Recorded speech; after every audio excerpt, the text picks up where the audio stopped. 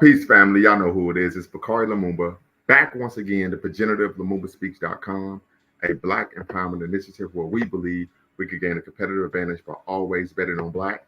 Back once again with a dual stream with Bequaline Network, the social media extraordinaire. We're going to be discussing Africana Women's Mother's Day, right? So we're going to be celebrating sisters in the struggle, as you all know. Shout out to everyone's family and everyone's mothers. I hope you all celebrated yesterday with your mother, of course, celebrating Mother's Day. But today is going to be a special edition of Lumumba Speaks and Bequaline Network, where we're going to be celebrating sisters in the struggle and having a special Africana Women's Mother's Day.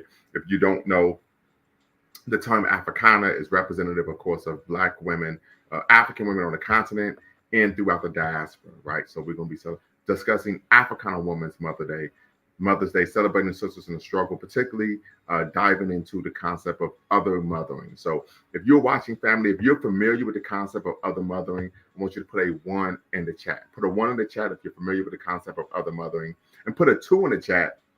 Excuse me, I need some water. If you are unfamiliar. So once again, family, if you are familiar with the concept of other mothering, put a 1 in the chat. And if you're not familiar with the concept of other mothering, put a 2 in the chat. Definitely want to make sure, see how many people we have who are informed and knowledgeable of this concept, this idea of other mothering that is rooted, of course, in Black feminist thought. Shout out to Sister, the Queen Mother, Dr. Patricia Hill Commons, and her seminal text, Black Feminist Thought. So once again, family, put a 1 in the chat if you're familiar with the concept of other mothering. Put a 2 in the chat if you are unfamiliar with the concept of other mothering. Also, family, as you know, as always, the link is in the description and the link will be put in the chat momentarily. If you're watching, make sure you hit the subscribe and the like button, as well as the notification bell for future updates and videos. If you're watching a dual stream, once again, with Bequaline Network, the social media, Pan-African social media extraordinaire, and yours truly, Bakari Lumumba, progenitor of LumumbaSpeaks.com, a Black empowerment initiative where we believe we can gain a competitive advantage by always betting on Black. Once again, hope you all and your family, your mothers, had a great Mother's Day. Yesterday, I wanted to do this show yesterday, but I said no, family's going to be out celebrating their mothers, and as you rightfully should. So I wanted to make sure I moved it to Monday. But we're going to have a show where we're discussing Africana Women's Mother's Day. What does that look like? What does that entail? And we're, of course, going to be celebrating sisters in the struggle. So if you haven't, family, make sure you hit the subscribe and the like button, as well as the notification bell for future updates on videos. And once again, family, if you are familiar with the concept of other mothering, put a 1 in the chat. Idris, I said you put a 2 in the chat. Appreciate you tapping in, being part of the conversation. I'm quite sure that you will be tapping in shortly. Appreciate you being here. But of course, if you are unfamiliar with the concept of other mothering, you can put a 2 in the chat. Matter of fact, this is a conversation I know there's a sister of mine doesn't want to miss. So I'm going to make sure I send this to her. Because I would be remiss in my duty, because I'm quite sure she is familiar with the concept of other mothering. So let's see, Edwards. Yeah. Here we go. Let's go here.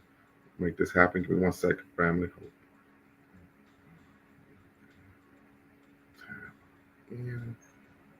Okay. And so, yes. So once again, family, we'll get things started. As you know, here on the show, diversity of thought is welcome. So does irrespective if you're on the left, you're on the right, or right down the middle, diversity of thought is welcome here at Lumumba Speaks and Bequaline Network. Number 2, no racial epithets, no epithets of any kind are allowed here on the platform.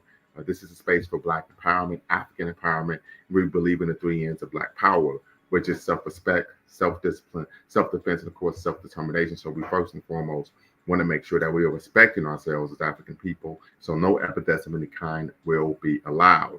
Number 3, facts over feelings, family. If someone taps in and you disagree with what they have to say, that's quite all right. That's fine. We live in a pluralistic society, a pluralistic world, actually. And so people will have different concepts, ideas, views, worldviews, etc. That's fine. But we want to make sure that you're attacking the argument the person is making and not the person themselves. So that's where facts over feelings comes in. And of course, last but not least, no fundamentally false statements.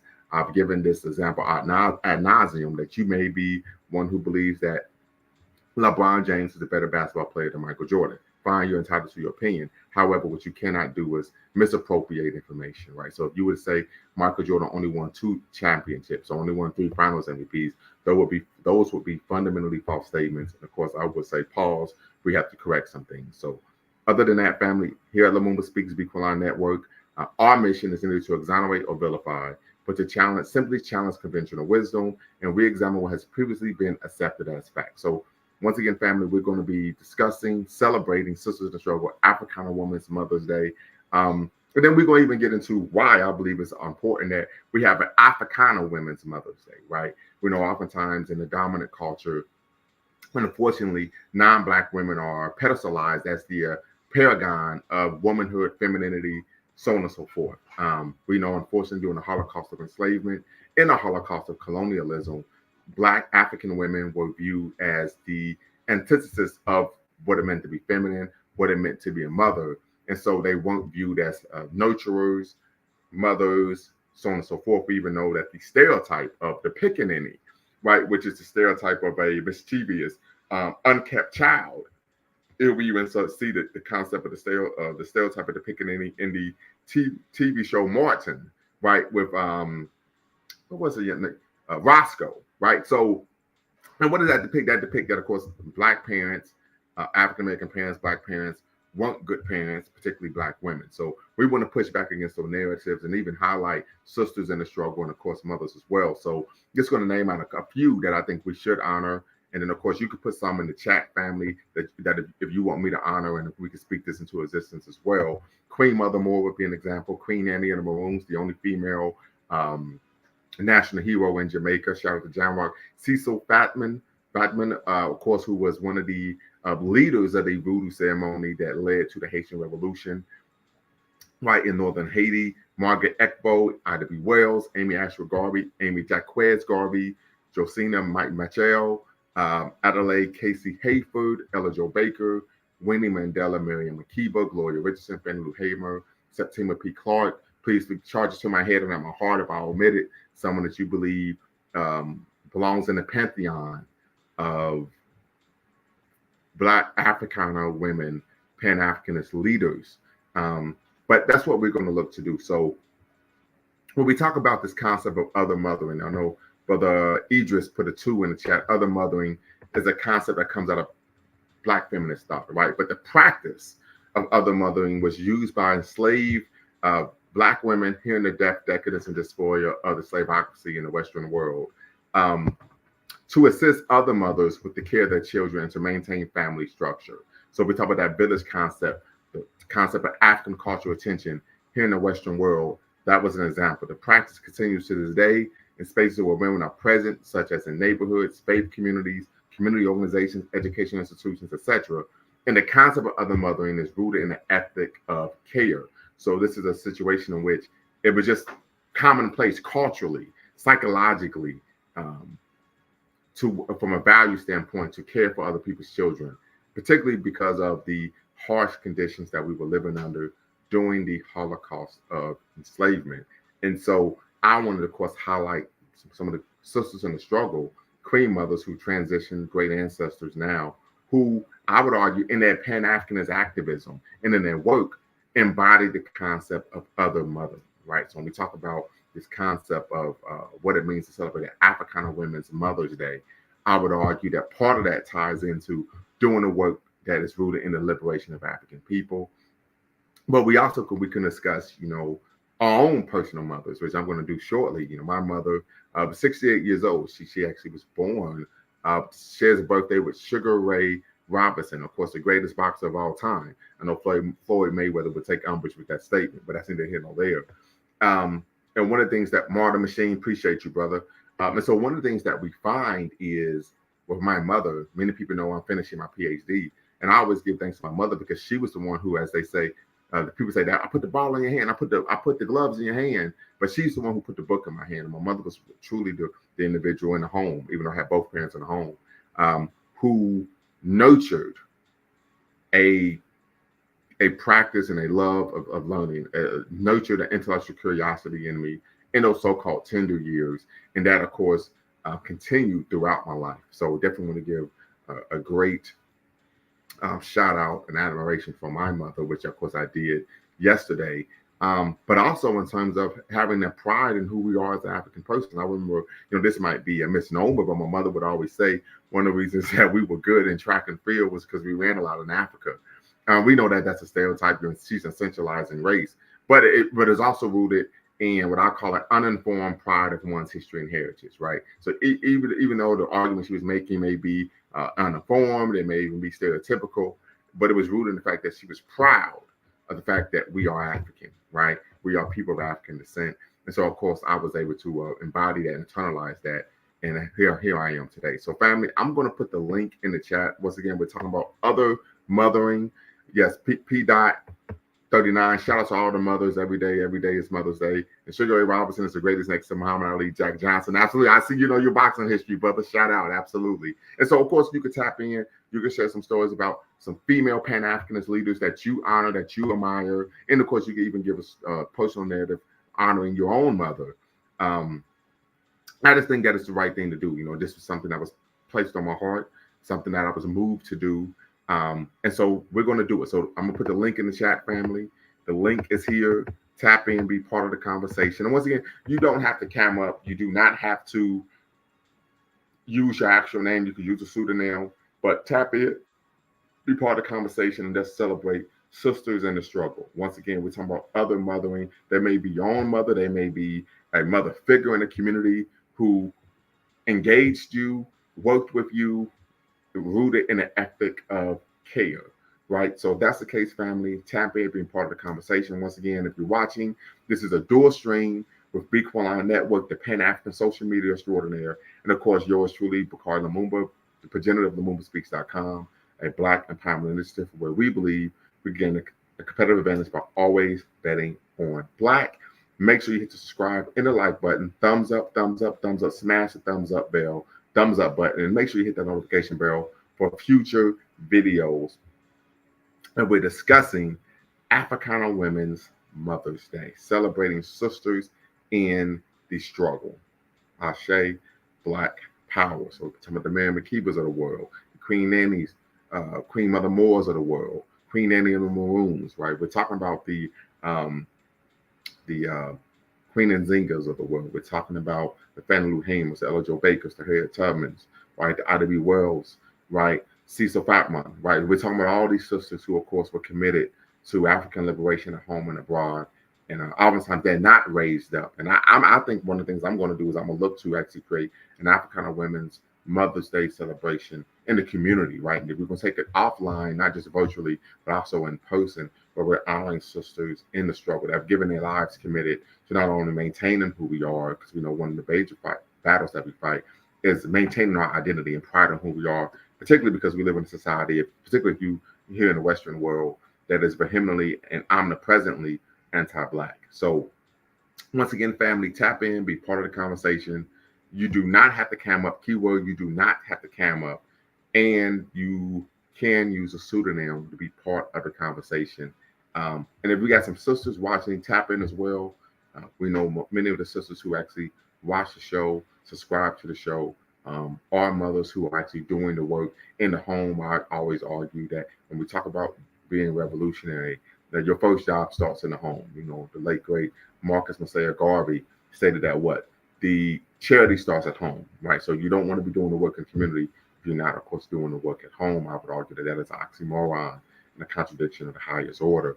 And we know even Marcus Garvey, when he created the Universal Negro Improvement Association, the African Community League, on 1 August 1914 in Kingston, Jamaica, he created an organization, that Pan-Africanist Revolutionary Organization, with, of course, Amy Ashwood Garvey, right? So he didn't do it alone. So we see that concept of duality carrying over in African culture, in the classical period, medieval, and even modern day, and of course, even due to death and decadence of not only the Holocaust of enslavement, but even the post-slavery period. We still hung on to that concept and idea, that belief of duality in terms of brothers and sisters working together. So definitely, family, tap in, be part of the conversation this evening as was it Victoria Monet says, we're gonna put it on our mama, on our mama, right? So be part of the conversation, family. Africana Women's Mother's Day, celebrating sisters, keyword sisters in the struggle. And I'm gonna give a good brief example of and doing this. I could recall this back when my daughter, I think she was 4 or 5 years old. I think she was 4 years old. There's a Black History celebration at her school.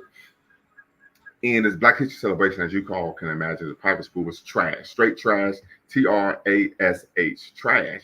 And so I took umbrage with this, met with the school director, and she said, Mr. Lumumba, to be quite honest with you, we really don't have anyone who's that knowledgeable of Black history to put on a reputable Black History celebration, Black History Month celebration, right? I said, I got it, get it, understood. One of the elders in the community, I would even call a sage, Dr. Boy Katwe, said, hey, in my training, if you're going to highlight an issue, you better provide, of course, the solution. We all know when we talk about critical race theory, the concept of interest convergence, we find that we can highlight an issue, we can protest, we can, speak truth to power. But if we aren't the ones in the position of power to make those decisions to remedy the issue, it oftentimes will turn out to benefit those who actually created the problem, right? And so I said, you know what, I have the academic background to actually create a Black History Month celebration. I was able to do that, and one of the things we focused on was not only just African cultural attention, but Black women from antiquity to today. Right? We talked about particularly Black women during antiquity, classical period. We talked about Black women in the medieval period. We highlighted Black women, of course, in the civil rights and Black power movement. In part, of course, because my daughter was going to school, so we wanted to make sure that we centered Black women in that conversation. And it wasn't to the chagrin of Black men, right? But great. It was a great Black History Month celebration. So I think I might try to bring that to the community. But family, I'm talking a bit much. So family, tap in. Once again, the link is in the chat. The link is in the description. Tap in to be part of the conversation, family, as we want to celebrate sisters in the struggle, particularly in doing so, we want to honor Africana Women's Mother's Day. Africana Women's Mother's Day, celebrating sisters in the struggle. The link is in the chat. The link is in the description. Tap in, be part of the conversation, family. Once again, you do not have to come up to be part of the conversation, and you do not have to use your actual name. You can use a pseudonym. So if you haven't, make sure you do so, right? So we're going to have a great conversation, brothers and sisters, as we honor sisters in the struggle, Africana Women's Mother's Day, and of course, the concept of other mothering. So, Brother Idris, you put a 2 up that you were unaware, of course, of the concept of other mothering. But since I gave you a brief synopsis of other mothering, what are your thoughts on other mothering now? If you could share that with us, you could put that in the chat. But I hope you can actually tap in and be part of the conversation and share with me what are your thoughts on other mothering now that I have, of course, shared that information with you all here on the live. And of course, you can even provide some examples of other mothering that you may be knowledgeable of, right? In your own personal experience, what you've seen in the community. So once again, the other mothering is rooted in the edict and ethic of care.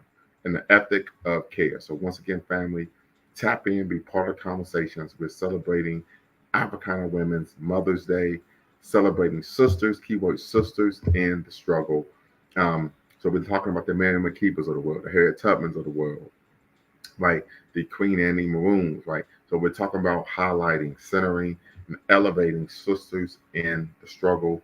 We know that the struggle is bilateral. We have to do it together. Any way and manner in which we're not doing that, I would argue we're hustling backwards, as people used to say many years ago. So once again, family, tap in, be part of the conversation. Mr. Sandman says, I'm on work listening. Hope some African women chime in. So appreciate you, brother, for watching. Mr. Sandman calling, tapping in from the Philadelphia, right? I think it's a 215 is the area code. Boots got a big fight coming up in July. And we know Ryan Garcia has been chirping that he wants to come see Boots after that fight. So that may be something that happens. But appreciate you watching, brother. If you could, maybe you could leave some comments in the chat regarding your thoughts on, of course, Africana Women's Mother's Day, and of course the concept of other mothering. If you're familiar with that concept, what is your perspective on that in terms of what you've experienced in your life? And is that something that we need to promote and bring back even more? So once again, family, Tap in, be part of the conversation. Once again, if you're watching, make sure you hit the subscribe and the like button. Thumbs up, thumbs up, thumbs up. Let's make sure we break the algorithm here. And make sure you hit the notification bell for updates on future videos. Also, family, I know we had a vigorous conversation with Brother Jay on our last live regarding African people's practice of Abrahamic faiths. So we talked about it in the mental side. The brother said he was going to do some research, come back. So we're probably going to revisit that conversation in about 2 weeks, give us some time to do some reading on a particular subject matter of anti-Blackness in the Islamic faith. And then we'll revisit that conversation with a part 2. So just want to make you all aware of that. But once again, family, so we got some people here. So make sure you tap in, be part of the conversation, give your perspective on Africana Women's Mother's Day, celebrating sisters in the struggle. But then, of course, we want to also discuss how have you experienced the concept of other mothering in your life, right? Other mothering. So many of you may just be tapping in. So I'm going to, of course, share this with you again. So the concept of other mothering, the practice of other mothering was used by enslaved African women,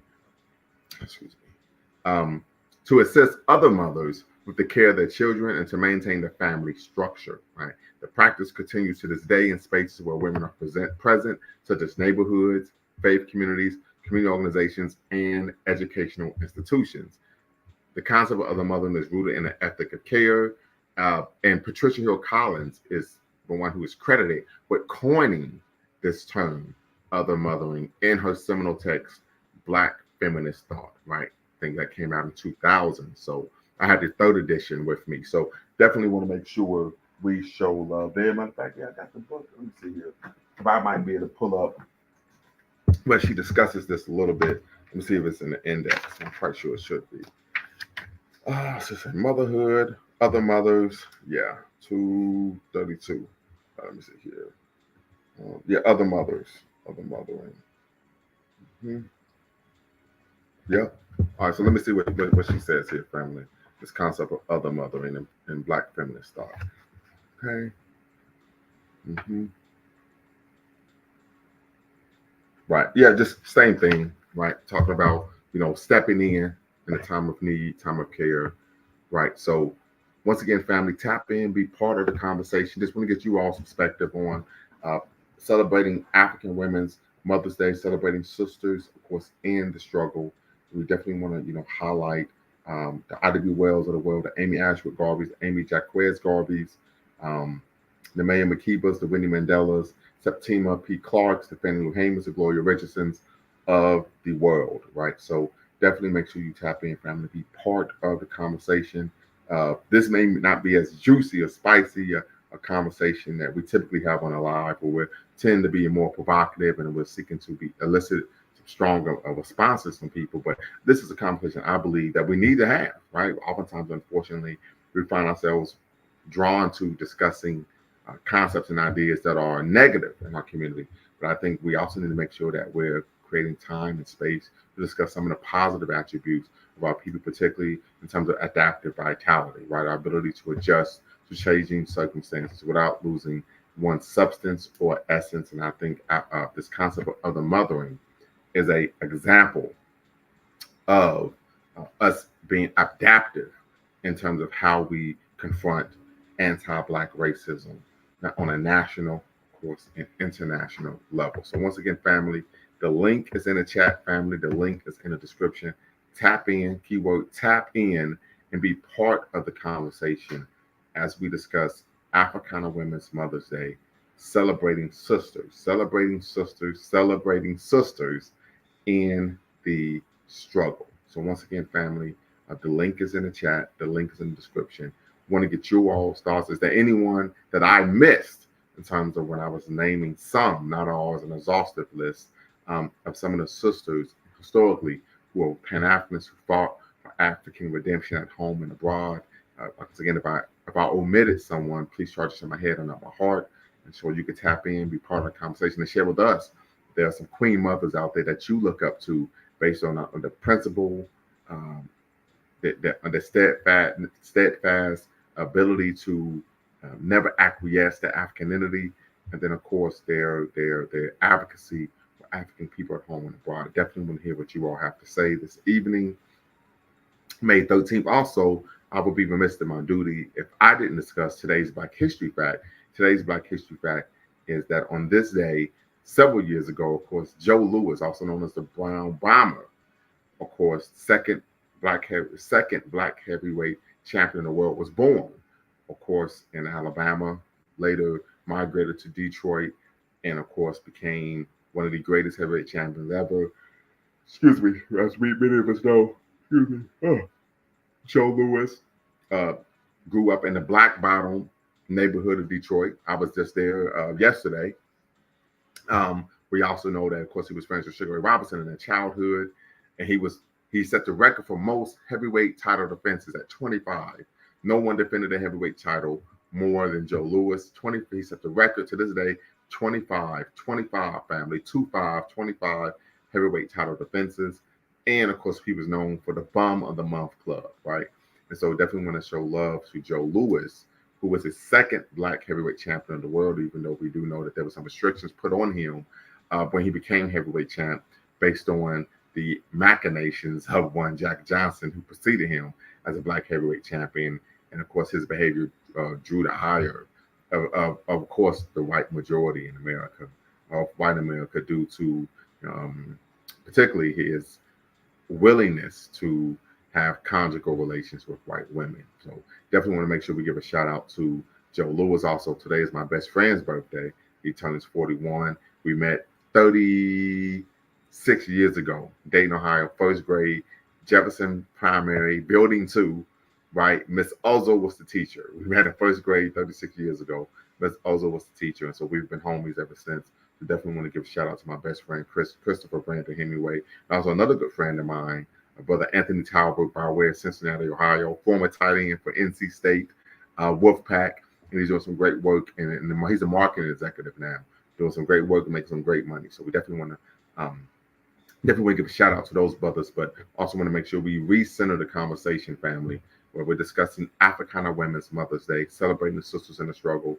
The link is in the chat, family. The link is in the description.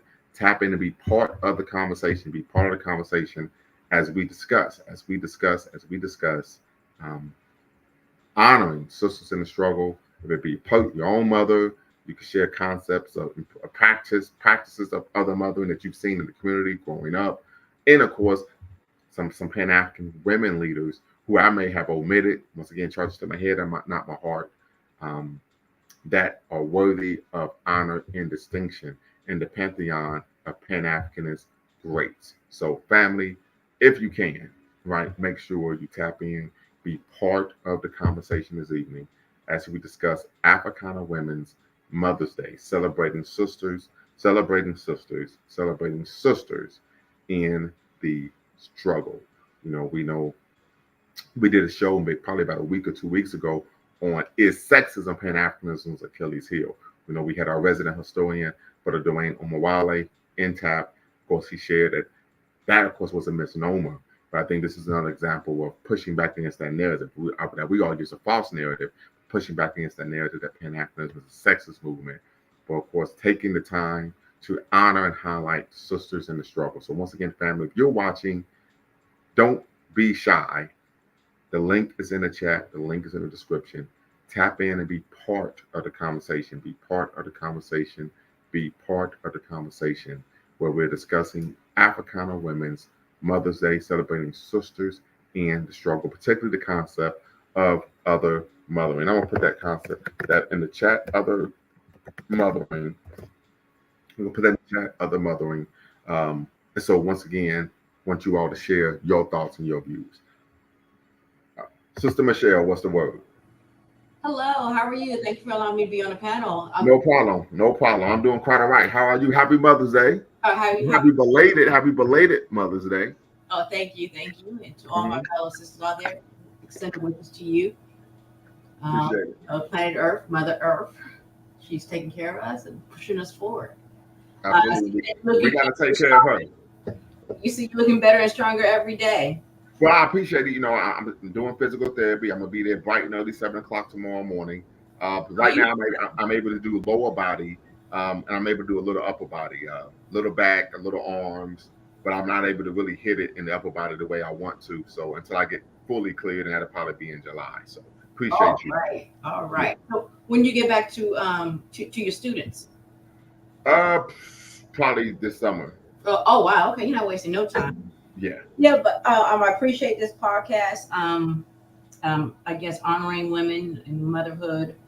Um, Africana women. We want to be very specific, right? okay, Because I the understand. reason I'm saying this is because I'm quite sure a lot of people watch television. I don't watch much television, and really, if any. Only time I turn my TV on, I got like a 70-inch flat screen, is when there's a boxing match or a Ohio State basketball game, literally, right?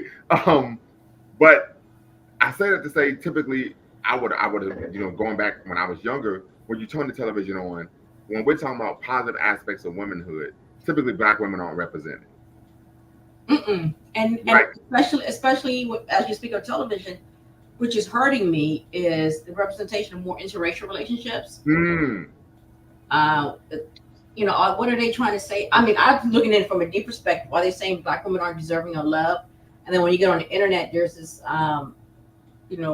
gender wars going, especially in the black community, right. because we're experiencing a lot of unresolved problems within ourselves. Hmm. Now with the internet, which is just, you know, putting it out there. Right. And then on top of it, you see interracial, marriages. I wish I had, because you don't see other groups in interracial relationships on TV. I was just, maybe I'm seeing things, I'm reading too into it. No, no, I think you're on point there. I mean, yeah, a couple of years ago, all of a sudden, you just started seeing all these interracial commercials. So I think you're on point there, sister. And then and to me, and I don't like how even when I go into some of these websites, I mean these YouTube sites, and how they're, talk down on especially black women, even though they try not to say they're avoiding women, but they're really directing it towards black women. And Could you provide an example?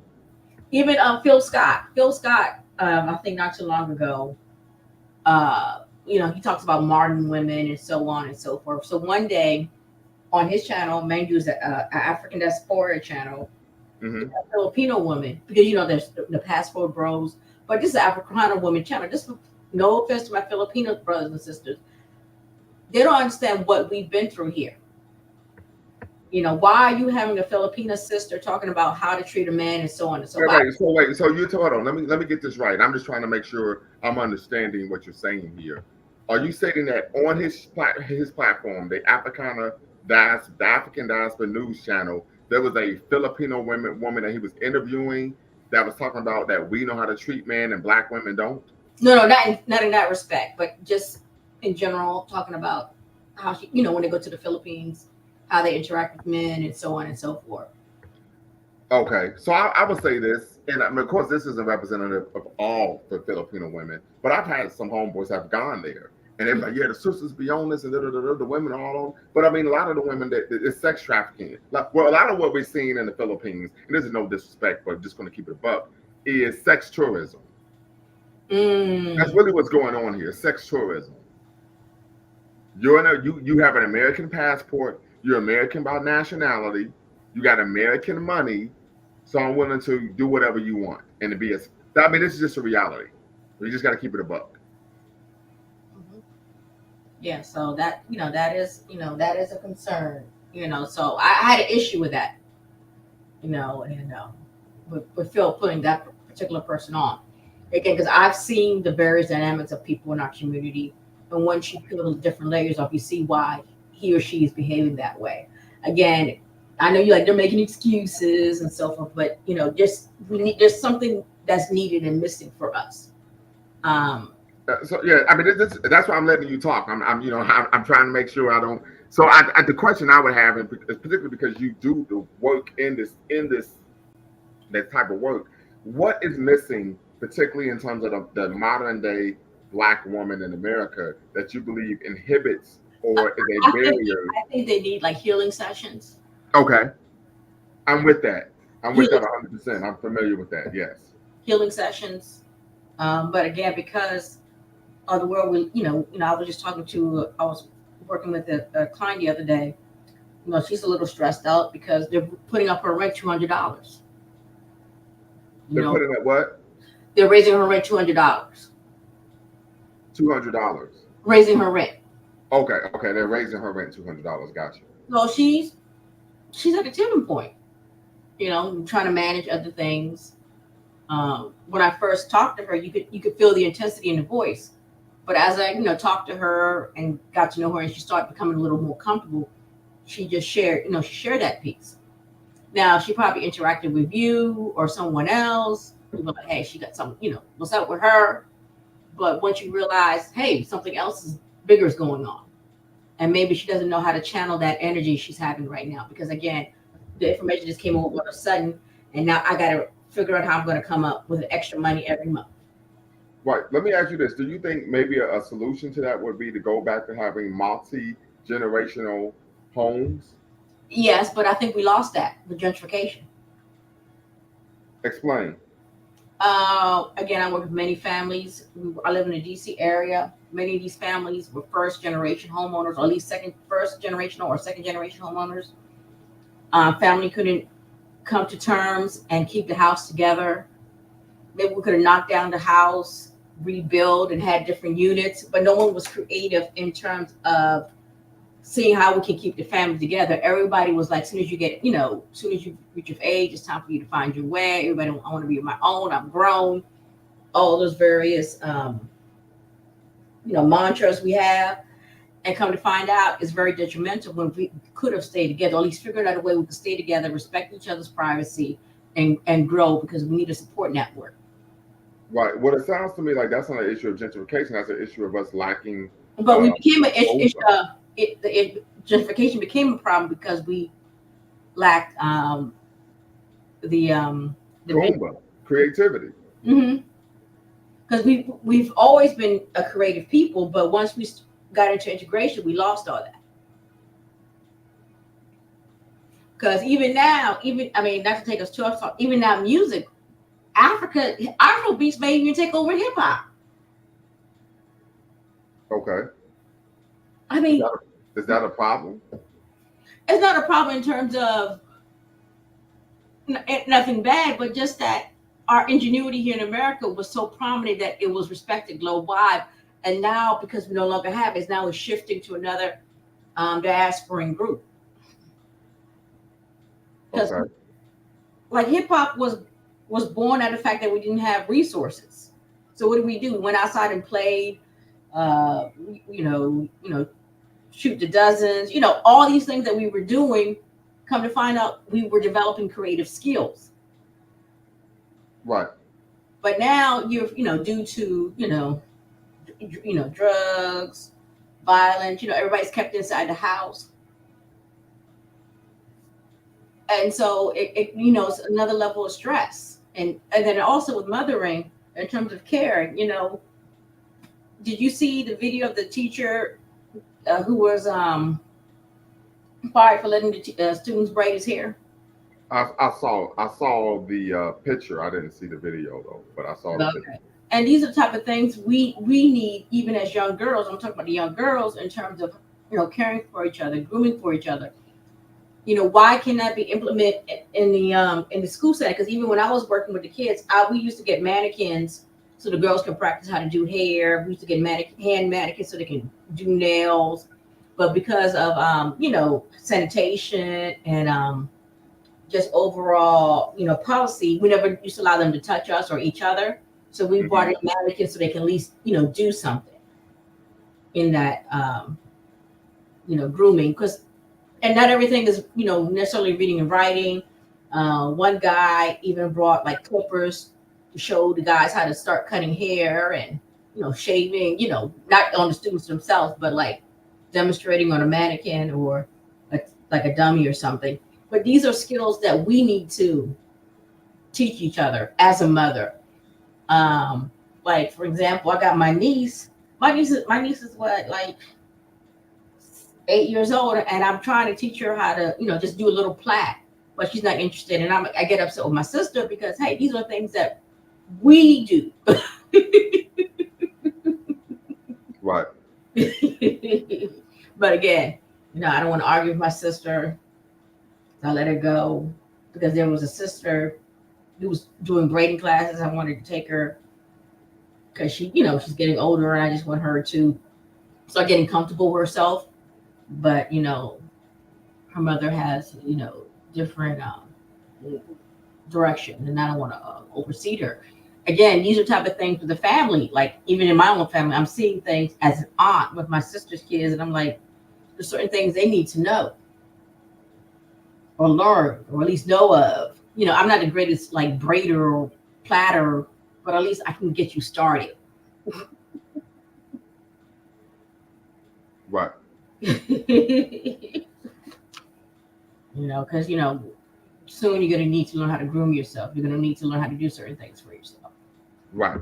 Right. But yeah, and I understand, from a school position, not wanting to condone that type of touching, because nowadays we come across situations all the time where individuals are being inappropriate with children. Mm-hmm. So then the argument would be that the school created an environment where it put the child in danger. So the school district's going to get sued. They get sued anyway, right? So I can understand why that will be an issue of concern. Yeah, so we had a big debate on Pan African Strikes Back. I noticed with other diasporians saying, it's okay, that's our culture. Yes, but it's our culture. It's our culture. Yes, it is, but it's not our culture in that particular setting. There's too many dynamics going on. Right. Especially females that close. Even though just having females like 6 girls around you. Especially when you're doing hair, you can brush up against the girl. It's just, I'm not trying to go anywhere with it, but right. But no, I understand. I understand where you're coming from. So let me ask you this question: could you share an example of you experiencing other mothering as an adult or even as a child? So an example of you engaging in other mothering, or an example of you experiencing other mothering as a child. Were you on the live when I discussed what other mothering is? No, sir. If you can just okay, yeah. So other mothering is a concept so other mothering, the practice of other mothering was used by enslaved African women in the diaspora to assist other mothers with the care of their children and to maintain the family structure. Right. And what I do, or what I used to do per se, when I was working with the program, that it was other mothering too, in terms of making sure the kids have, certain supplies, making sure there's some level of cleanliness because you're dealing with children. Just having someone to talk to, sharing, hey, you need to take care of yourself, having certain types of conversations, having groups, just gearing them towards their direction in life. In terms of personally, we had to take in one of my uncle's kids at one point when I was younger because they were going through some stuff, and so my mother had to take them in, and we had to support them. So, but that fell through because that mother, again, she was going through her addiction, cursed out my mother. It now became a little messy. Right, and a brother saying, man says other mothering is a bigger issue. Drug addiction taking mothers out the home, that happens a lot. I would agree, but I think that's the best thing you can do, because unfortunately, when someone is addicted to drugs, what we find is that the child's care, the child's needs, are the last concern for that person who's on drugs, who's addicted. Oh, definitely. Because again, I'm dealing with adult parents who were abandoned by their parents due to addiction. Now they're parents now, and it is a challenge. Mm-hmm. It's a challenge.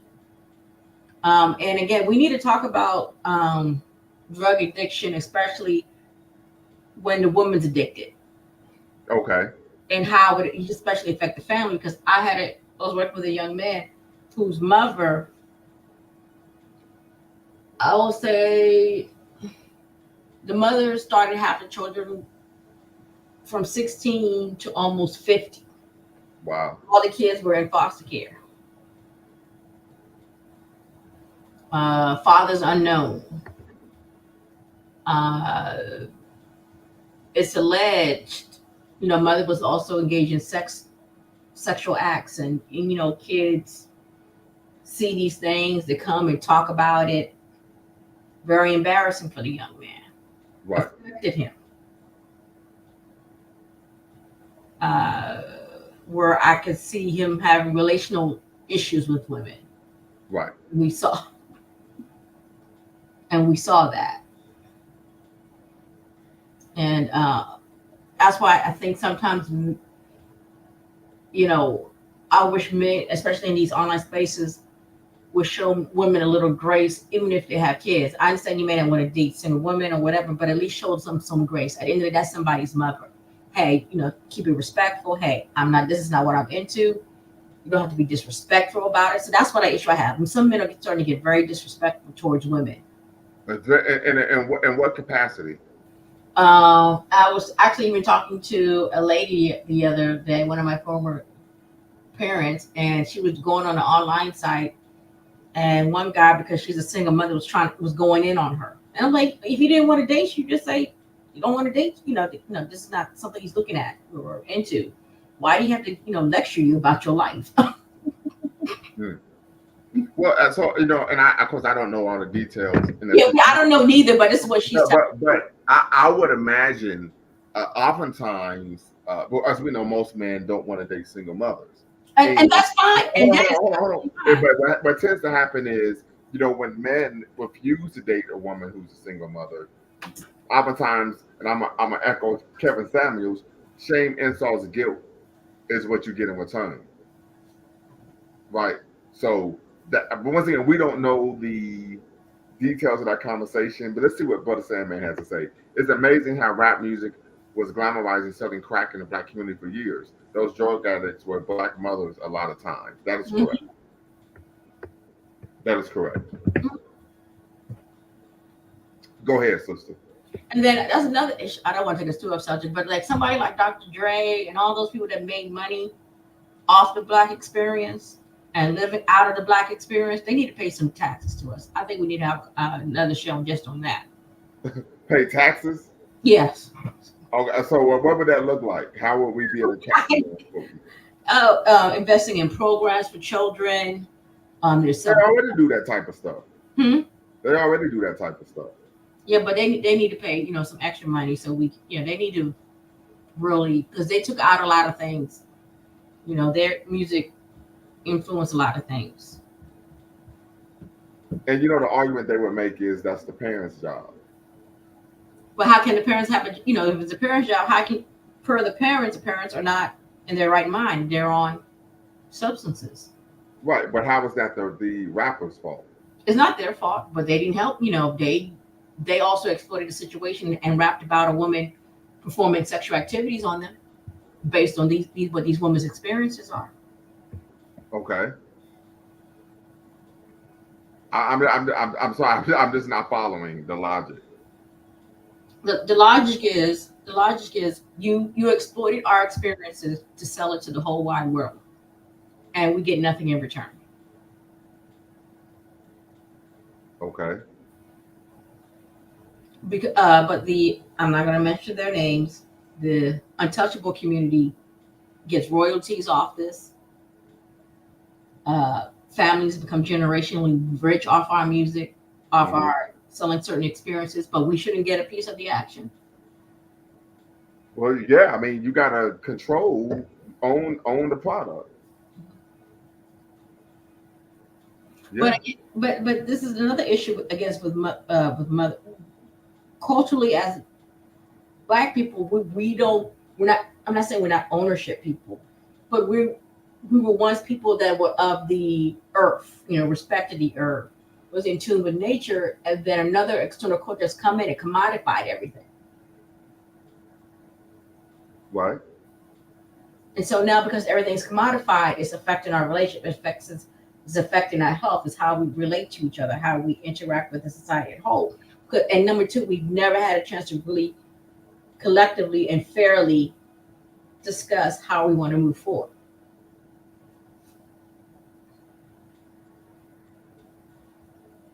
Because everything's been given, like with the civil rights group, they coming in, this is what we need to do. This group, the National Action Plan. And Al Sharpton was because it used to be called the National Black Action Plan, but he took the black out. Right. But at least he was honest Honest about what?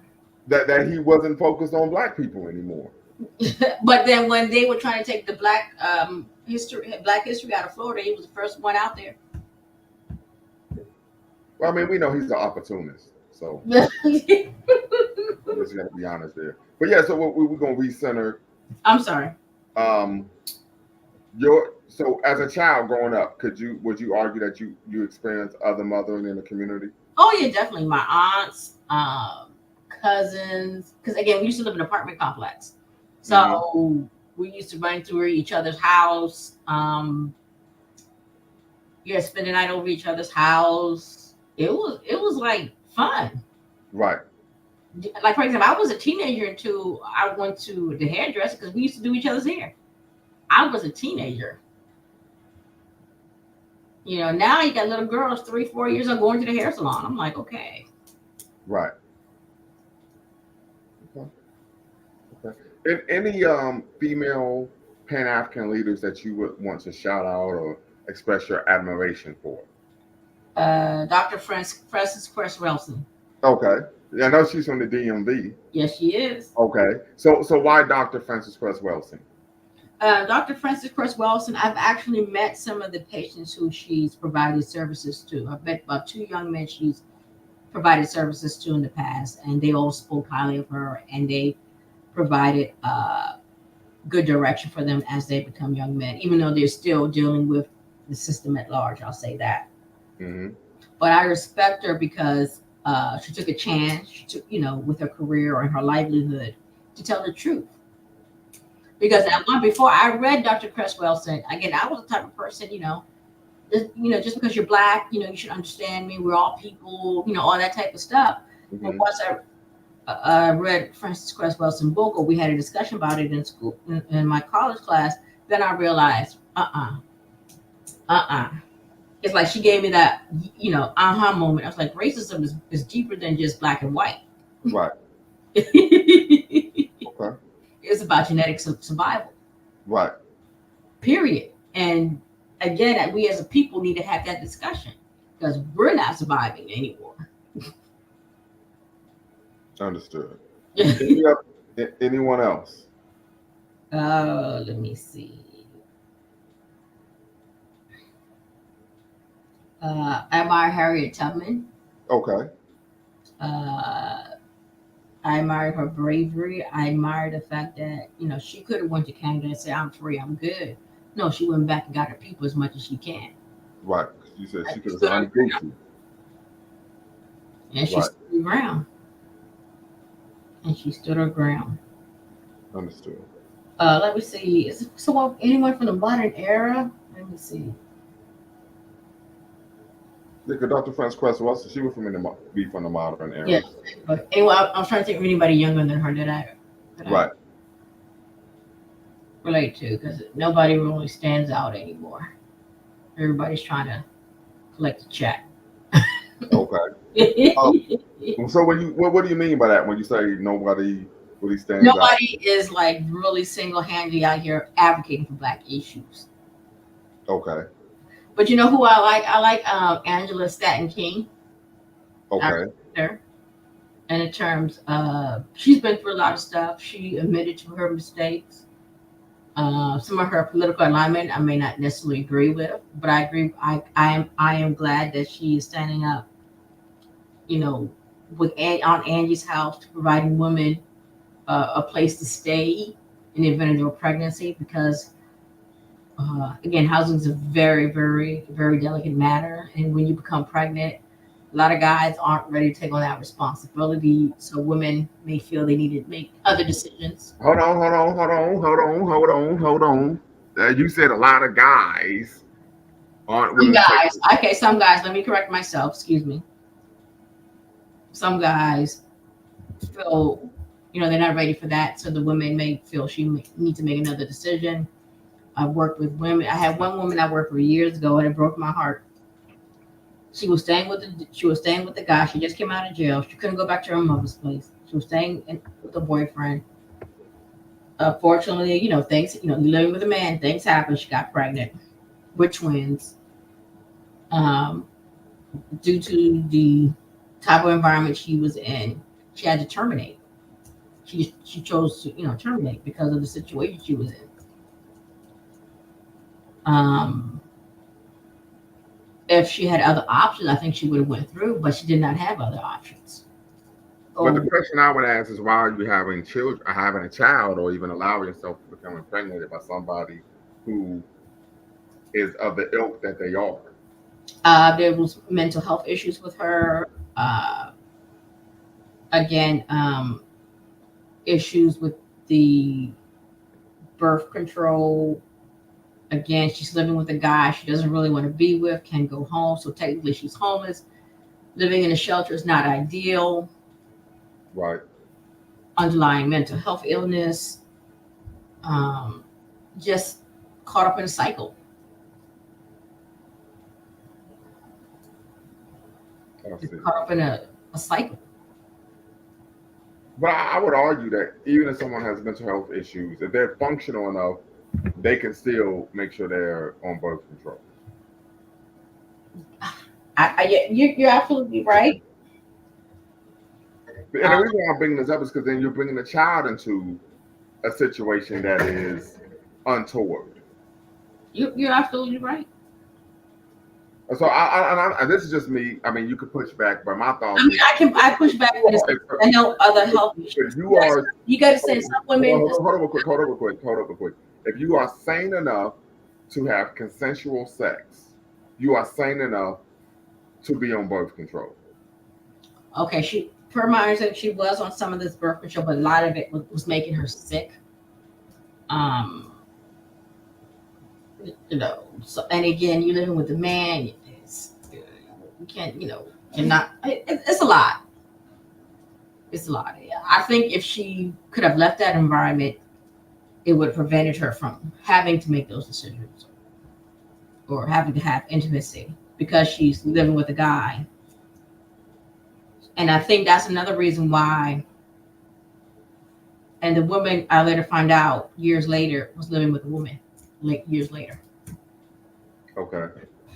But so you mentioned Sister Stanton King. Why would you mention her when she's not a Pan Africanist? But she still stands up for Black people, not necessarily just diaspora. I don't know, because she promotes and started a lot of right wing ideas and concepts. I mean, that's her right, but she Right. Exactly. What I'm saying is, I don't see how you're standing up for Black people if you're advocating white nationalists and pushing white nationalist talking points. because Trump gave her a pardon. Right, but that doesn't been promoting. Once again, that doesn't help Black people. But she does promote anti-abortion views in terms of we need to, Planned Parenthood in the community is a form of exploitation, which I do believe. Right, but I'm talking about holistically. Right, when we talk about Harriet Tubman, when you mentioned Fanny, she works for me in the prison system, so that's why that's what they were about. They were about that life. Period. Right? Not someone who, or they might say something that you can agree with every now and then, but they're down with what? A white supremacist ideology. And I understand Trump pardoned her, so she was able to be released from prison. But once again, if you're a talking head for a white nationalist, that doesn't help Black people.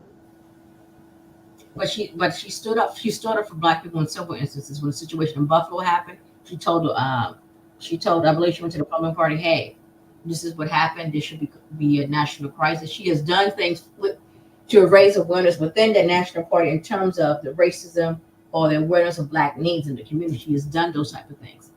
Yes, I understand she has made some talking points, but she's also advocating for us within that community of hers. And I think opening Angie House is a good thing because I'm sure she used some of that money to open Angie's House with them. Because none of those guys in that Republican Party has done nothing for Black people except talking on to us. But she's not a Pan Africanist. Okay. She's not. Right. Absolutely not. She's not. And that's who we're seeking to honor. Sisters in the struggle. She's not. Yes. Anyone else that you could think of? And absolute family, if you're watching, appreciate you being here with us. Make sure you hit the subscribe and the like button. Also, make sure you hit the But also, what I don't like notification bell. now with the Pan Africans, they want to relate to pro Palestinian. I'm not too keen on all that. I'm not saying, Well, that has nothing to do with Pan Africanism. but they try to Mark Lamont Hill and so forth is trying to say that. Who? Mark Lamont Hill. Hold on. Mark Lamont Hill isn't a Pan Africanist. Are you sure? I'm positive. I'm as positive as Magic Johnson in November of 1991. Whoa. Dark humor. He's not a Pan Africanist in any way, shape, or form. Never has been. He probably never will be. I assume he presents like he's desperate. I mean, he presents as someone who's liberal and as an activist, but he's never come off as someone who's a Pan Africanist. Mm-hmm. Because now, they said something about Pan Africanism and pro Palestinians and how they help with South Africa. And I'm not familiar with but that's what helping with South Africa. Also, we know that what's going on in Palestine is an example of modern day settler colonialism, tantamount to, of course, what Native Americans experience here in America, in the Americas. However, we also know that Arabs are vehemently anti-Black. There's even an argument that Arab people are the progenitors of medieval and contemporary concepts and ideas of anti-Blackness, and there's significant amount of scholarly literature to substantiate that point. However, the other issue is, I'm quite sure that if Palestinians were in a position of power in Palestine, they would be doing to African people what the Israelis are doing to African people. That is oppressing them, dehumanizing them, and denying them the full citizenship in the Israeli nation state. Well, I'm not down with them. Right. So, all I can do is say peace in the Middle East. Right. So it's just something to, of course, consider. And of course, we tend to find a lot of Black people wanting to go on to Palestine. It's just a way of being involved in activism that doesn't center Black people's experiences, because typically if you are centering Black people's experiences, what happens is you are considered public enemy number one. Boom.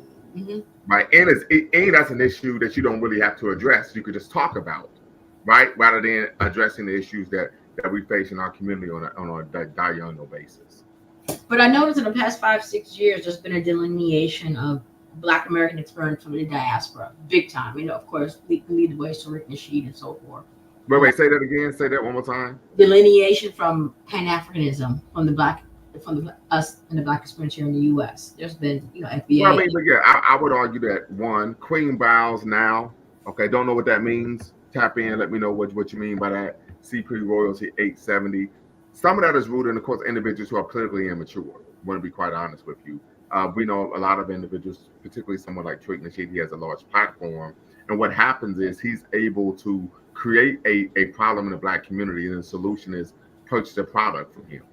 He's been doing this for quite some time. I would argue since maybe 2010, 2011, 2012. So these are things that we need to be cognizant of as well. But unfortunately, a lot of that push away from Pan-Africanism is due to a lack of political maturity in our community. Because when I've had conversations with individuals, while they were antithetical to Pan-Africanism, number one, they didn't actually know what Pan-Africanism was. And then two, they provided talking points that were reminiscent of Tariq Nasheed, which were, of course, wholly false, right? Because when I had conversations with, I was like, well, all of the critiques you have of Pan-Africanism have nothing to do with Pan-Africanism, right? I even did a show probably about 3 years ago with a brother, Afro Elite. It's gotten over 1,200 views on my channel, and he had all of these critiques of Pan-Africanism, and all of his critiques had nothing to do with Pan-Africanism. So a lot of individuals who are moving away from Pan-Africanism don't actually know what Pan-Africanism is.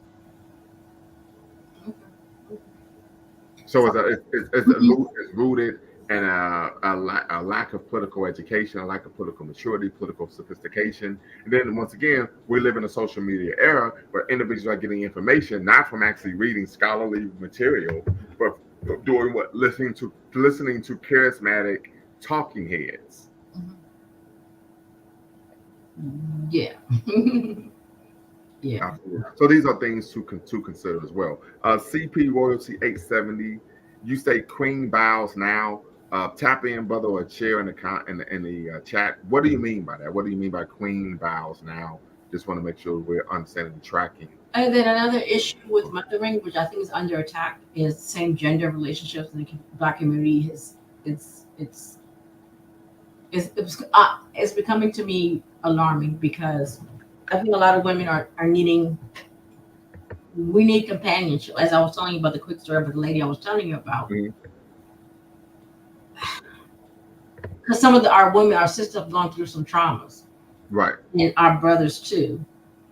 I really wish once they start coupling with each other, they had some type of guidance when they get together Mm-hmm. and really talk about certain aspects of their relationship and how they're going to move forward so they can sustain themselves. So, they're not looking for love in all the wrong places. Uh, because we need relationship support in our communities because of all the traumas from both ends.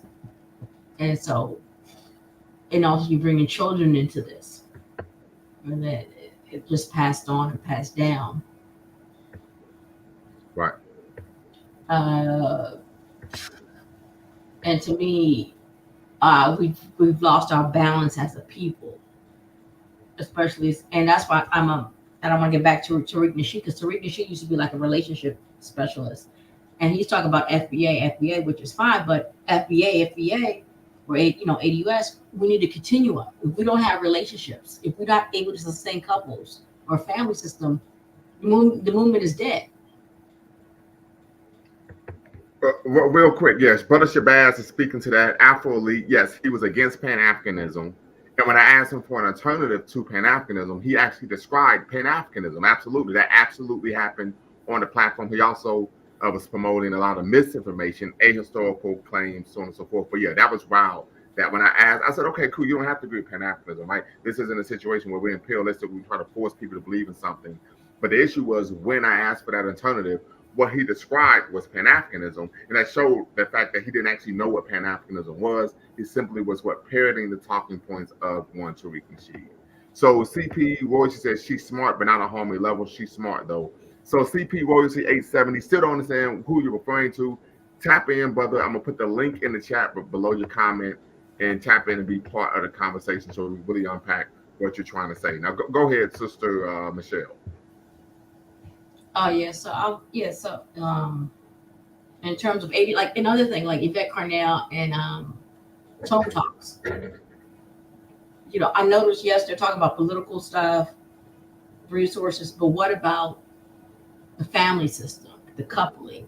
All those are factors into resources and economics. They are not talking about that. Okay, And those, and I question that. got you. Fine if they don't want to be part of Pan African, it's fair enough because I love Black people all over, but I'm smart enough to see if you don't have a system where people are coupling with each other in a healthy way, it's a disaster. This is very true. Very true. And it's strange that you said Tariq Nasheed was a relationship guru because he's written books on pimping. So he's even claimed that he was the only pimp to actually write a book on the pimp game.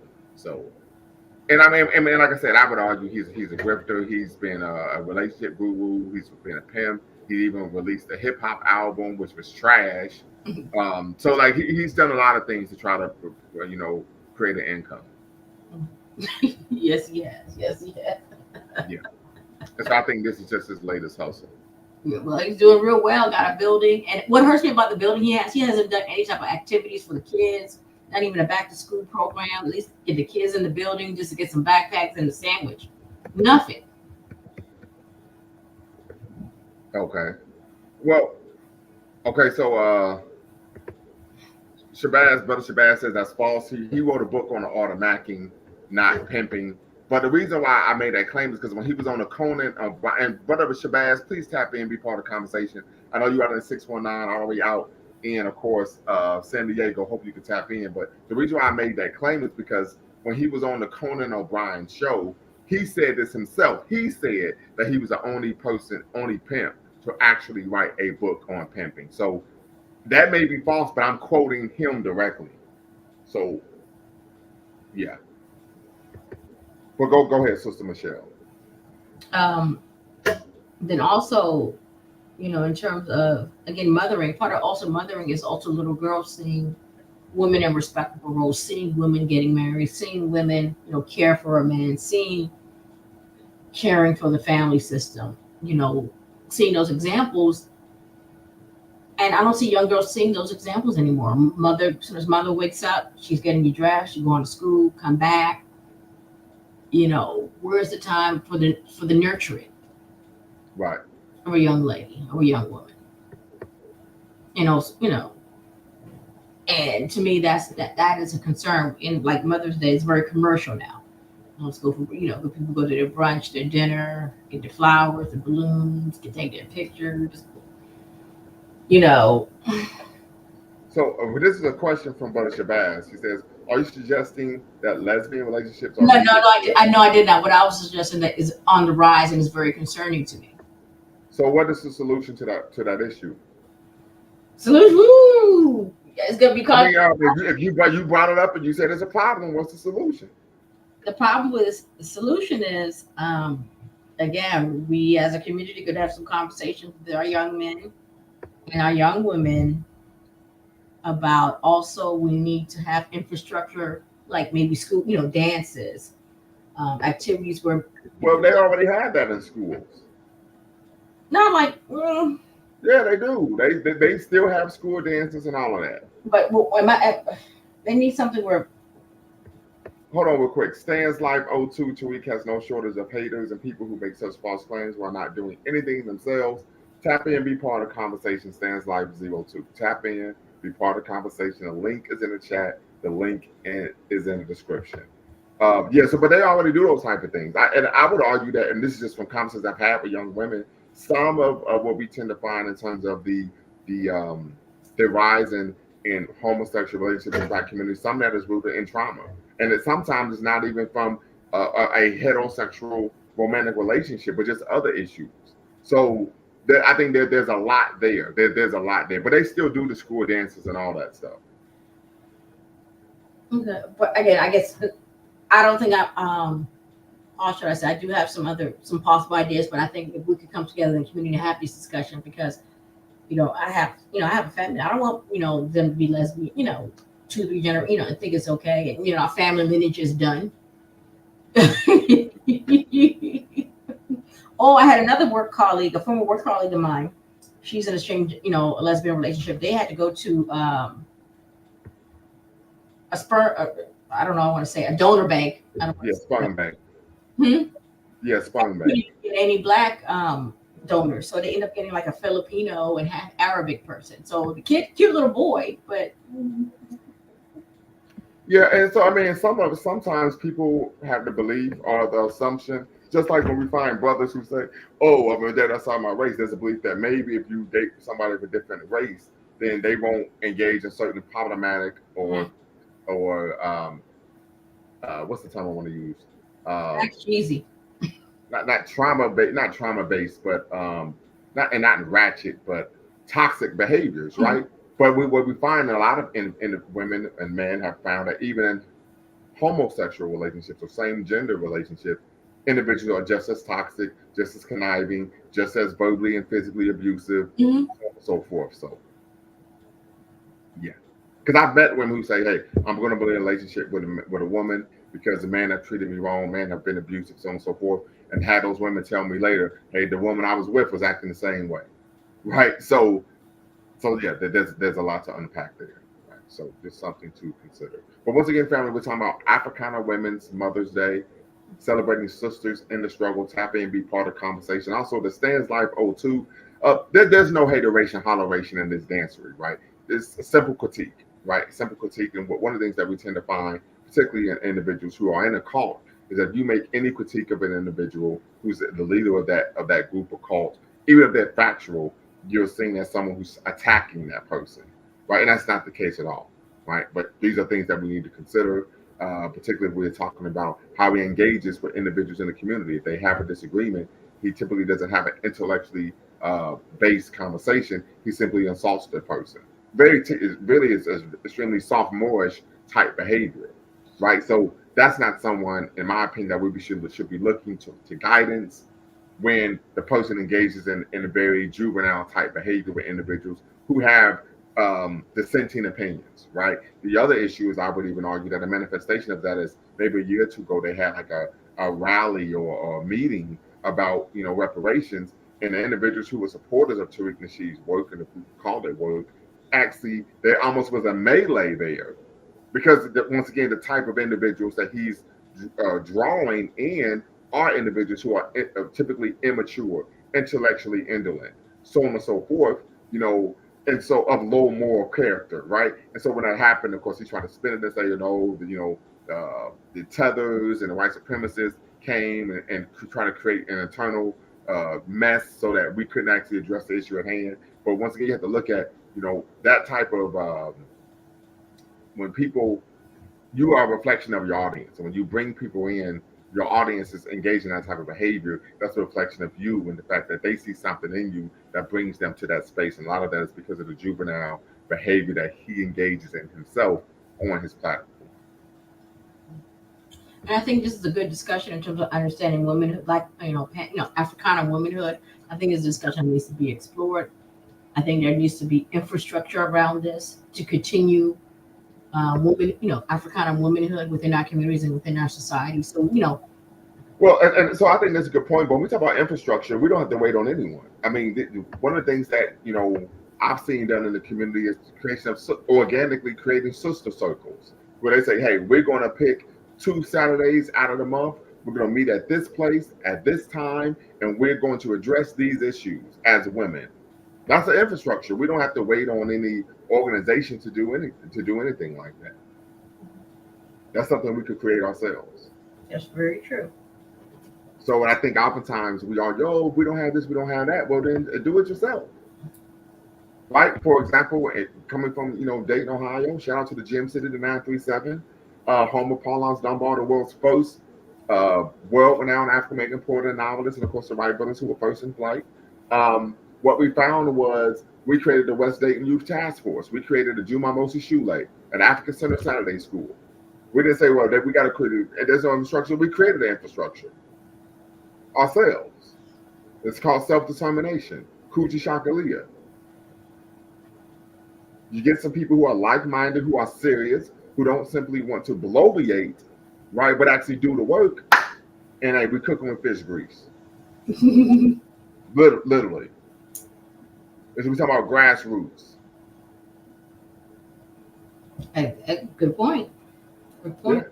And I'm speaking to this because this is what I've actually done, right? When we created the CAU, the Coalition of African Unity, same thing. It was grassroots. We created the organization ourselves, but we made sure everyone was employed. We put a particular amount of money in every week. There was financial transparency, and we was able to go out in the community and engage in activities and initiatives that were beneficial not only to the community as a whole, but particularly young people. And then we even had a youth division known as the Pioneer Movement, inspired by Thomas and Carr's Pioneer Movement, to give Black children here in the Western decadence of the Western world the ideological scaffolding needed and necessary so they will be proud of who they are, not identify with the negative views, negative ideas and concepts of what Blackness is and what the modern media. Like I said, and you better believe my son and daughter were lieutenant and second in command in that mofo. Right? So like I said, just do it. I'm not trying to be a Nike commercial, but just do it. Just do it. Right? But Brother Jabril Africa, he's created a study group. Right? And he's in Minneapolis, but of Somalia, living in the Twin Cities, created a study group. Like, we ain't got to sit around and wait. That's true. That's true. Yeah, when you see the issue, give it some like-minded brothers and sisters, and if they're serious, they're going to be willing to put the work in. Well, then that's what we need, serious brothers and sisters. Yeah. Absolutely. But I appreciate the show. I gotta have to step out. It's almost 10 o'clock. I gotta get ready for the day. I'm glad to see you. Glad to have me on. Again, thank you for having this show, appreciating Africana women. And to all, a good night. Thank you. Absolutely. We're putting it on our mama. Putting it on our mama, right? Amen. So once again, family, we're gonna be up a little bit longer. I want you to tap in, be part of the conversation. Africana Women's Mother's Day, celebrating sisters in the struggle. Tap in, be part of the conversation. If you're watching, make sure you hit the subscribe and the like button. Thumbs up, thumbs up, thumbs up. We want to bang that algorithm, and we want to make sure that you hit the notification bell for future videos. Once again, the link is in the chat, family. The link is in the description. Tap in, be part of the conversation. We're talking about other mothering. We're talking about highlighting, champion, raising the names of some of our esteemed ancestors, Pan-African ancestors. And of course, you can shout out your personal mother and discuss some of the how you've experienced, other mothering in your lifetime. So Zongo Native, shout out to Lumumba. Hope you finally accomplished your doctorate degree. Appreciate that, brother. I was working on it today. I have about a chapter and a half left to go. So I'm on chapter 5. I have 6 chapters, and so working on that right now. But hopefully, I hope to by the end of the week get most, if not all, of my writing done and be able to move forward. So definitely appreciate the shout out, brother. But as you know, there's a lot of work to do, but I'm going to make sure I get it done. So appreciate that, brother Zongo Native.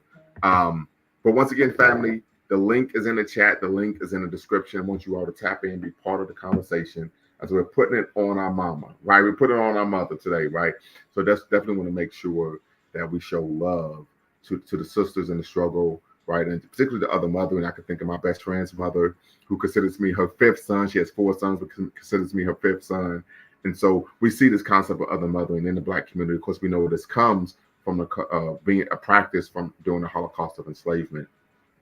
But we also know that other mothering is rooted in an ethic of care, right? An ethic of care. So once again, family, if you're watching, tap in, be part of the conversation as we are discussing Africana Women's Mother's Day, celebrating sisters in the struggle.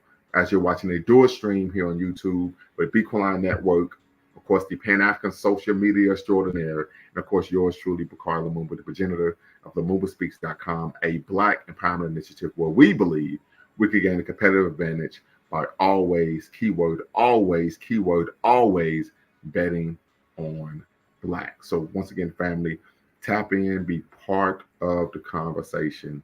I definitely want to hear from you all about regarding Africana Women's Mother's Day. But Brother Shabazz, I definitely think I just got to go back to the comments you made that you're absolutely right. The brother was against Pan-Africanism, but when he talked about an alternative to Pan-Africanism, he actually described Pan-Africanism. And that just goes to speaks to, I believe, the example I provided in terms of many individuals are intellectually indolent and don't actually know what Pan-Africanism is. And as a result, they are opposed to something that they actually are unaware of, right? They don't actually know what they're opposing. So just something to consider, family. But once again, tap in, family. Be part of the conversation. This is the time for you, of course, to give praise to your mother or other mothers in the community, and to highlight sisters in the struggle that you believe are worthy of being part of the pantheon of the Pan-African activists in the history of the movement. So definitely want you all to tap in, be part of the conversation. The link is in the chat. The link is in the description. You're watching a dual stream with Bequaline Network, the Pan-African social media extraordinaire, and of course yours truly, Bakari Lumumba, the progenitor of LumumbaSpeaks.com, a Black empowerment initiative where we believe we can gain a competitive advantage by always betting on Black. So, Brother Shabazz, definitely hope you can tap in. Stan's Life 02. Once again, you can be part of the conversation. And of course, Zongo Native. Appreciate the encouragement, brother. Hope you can be part of the conversation as well. All right, so we're just going to try to stay on a little bit longer, make sure we get some people to tap in. But yeah, I think it's important. As I even shared with my mother, I credit her, and even my dad says, it's your mom was the one who really truly put me on the path to, of course, intellectual curiosity that's led me to be at the precipice of completing my doctorate degree. I can recall at a very early age sitting with my mother, her reading to me, encouraging me to read, and just engaging in intellectually stimulating conversations and, of course, academic rigor at a very early age. I can recall there was a time, I believe my son was 5 years old, and I was at my parents' house, and I was working with my son at the dining room table. We were working on some math problems, and my mother was just sitting and watching and smiling. And I said, "Well, what's going on?" And she said, I recall doing that with you 30 years ago, like 25, 30 years ago. And it just brought a smile to her face to see me engaging in the same type of behaviors, practices with my son and academic encouragement with my son that, of course, she did with me many years ago. So I definitely want to give a shout out to my mother, which I did yesterday, and give thanks for that. So definitely want to make sure that we're honoring sisters in the struggle here today, family. If you want to be part of the conversation, you can tap in. The link is in the chat. The link is also in the description. Definitely want to hear from you all regarding your thoughts on the Africana Women's Mother's Day, and of course, celebrating sisters in the struggle, right? So you're watching a dual stream once again, Bequaline Network, the Pan African Social Media Extraordinaire, and LumumbaSpeaks.com, a Black empowerment initiative where we can gain a competitive advantage by always betting on Black. So yeah, we're gonna hang out a little bit longer, family. If no one taps in, we will call it a night. Definitely want to show my appreciation to everyone who actually decided to be part of the conversation this evening.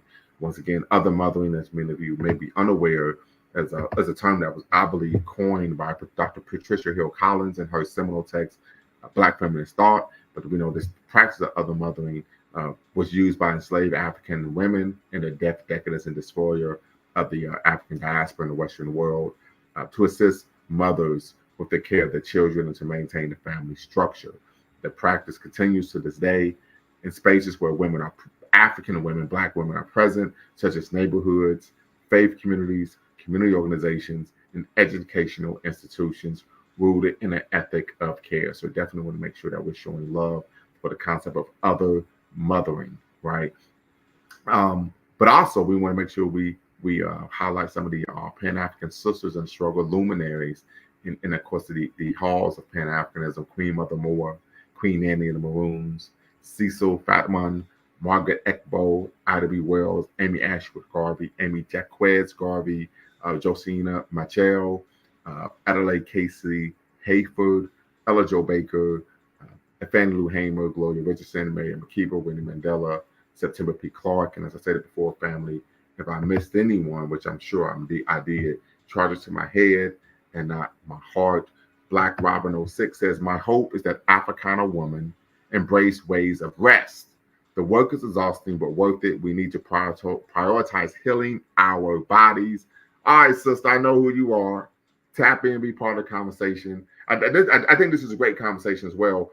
And in terms of discussing how do we prioritize rest. So if you could tap in maybe for a brief 10, 15 minutes, because I want to call it a night as well. But if you could tap in maybe about 10, 15 minutes and share with us in terms of how can we encourage our sisters, when we talk about sisters today, to embrace ways of rest, that would be greatly appreciated. I'm going to put the link in the chat, and I hope that you're able to tap in.